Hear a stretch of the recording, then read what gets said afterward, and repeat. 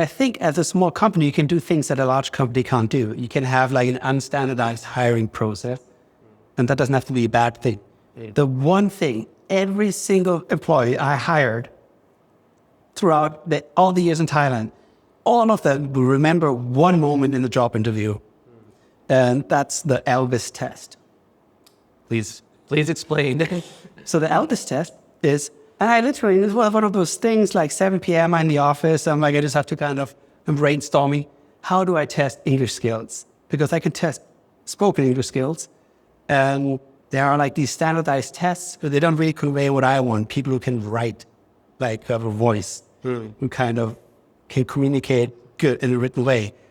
So I went to some website and pulled a short story. And this short story is basically about a disgruntled employee trying to kill his boss. Okay. I didn't even think about that part at the time, but at an Elvis lookalike contest, and the grand plan was to dress up as Elvis himself. And so it's like a 3-page short story. And I gave that to people and said, summarize this. And nobody has ever encountered anything like that. That is not a job interview test. You're just confronted with like a story about how he tried to kill his boss in an Elvis contest. I guess it also conveys a little bit what kind of environment are you working in here. Like this company might be a little weird. It was actually surprisingly great for evaluating English skills. And maybe that is a little bit less of an issue today, but I think still it's one of the main criteria in Thailand. Because you could really say, first of all, can they write a sentence?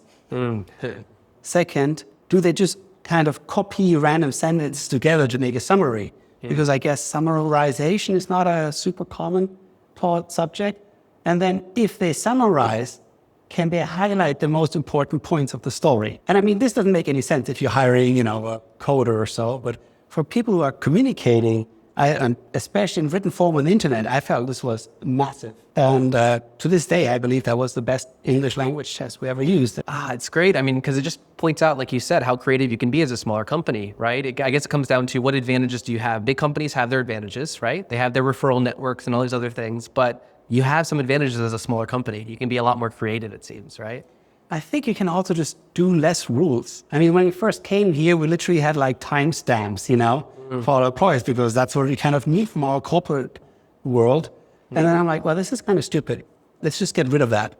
And then I think back in 2016, we just got rid of in-person office entirely. So about 4 years before everybody else, where I'm just like, you know what?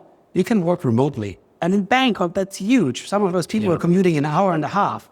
And that is not something that anybody else would offer. If you enjoyed this clip and want to watch more like it, click here. And if you want to watch the full video, click here.